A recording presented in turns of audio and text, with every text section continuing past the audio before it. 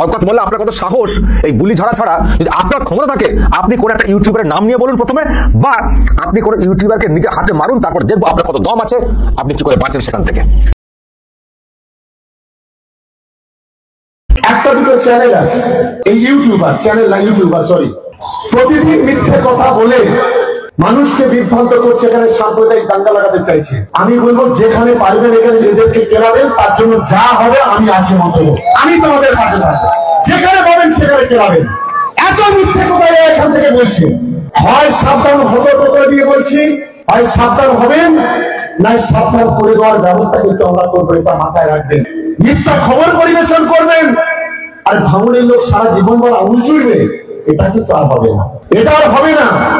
আর বাদ বাকি যারা গালাগালি করছে তাদেরও বলি একটু ভাই সংযত হও, খুব ভালো হবে। তৃণমূল কংগ্রেস আর শাখা সিঁদুর পরে শাড়ি পরে চুরি করে বসে নেই। উনি ইউটিউবার বলেছেন কিন্তু নাম বলেননি, ফলে বুঝতে পারছি না কাদেরকে টার্গেট করেছেন।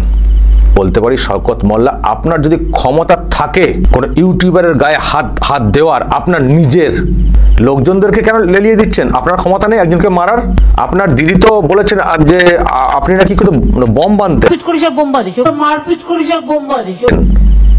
জানি না আর কি মানে কি করতেন, এখন তো অনেক কিছু করে ফেলেছেন শুনি। আপনি তো বম বানতেন, খুব তো নাকি আপনার সাহস, মারামারি করা, এই করা সেই করা। তো আপনি চেনেন না যাদেরকে টার্গেট করছেন? আপনি চেনেন না কেন? নিজে বলছেন না যে আমি যেখানে পাবো সেখানে মারবো? নিজে কেন বলছেন না? কেন অন্যদেরকে ফাঁসাচ্ছেন কেন?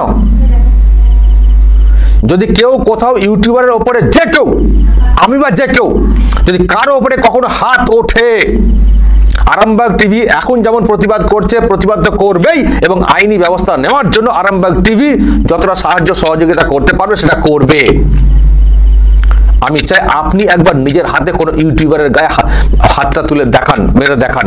আমি চাই সেটা, যে শওকত মোল্লা আপনার কত সাহস এই বুলি ঝাড়া ছাড়া যদি আপনার ক্ষমতা থাকে আপনি কোন একটা ইউটিউবারের নাম নিয়ে বলুন প্রথমে, বা আপনি কোন ইউটিউবারকে নিজের হাতে মারুন, তারপর দেখবো আপনার কত দম আছে, আপনি কি করে বাঁচেন সেখান থেকে।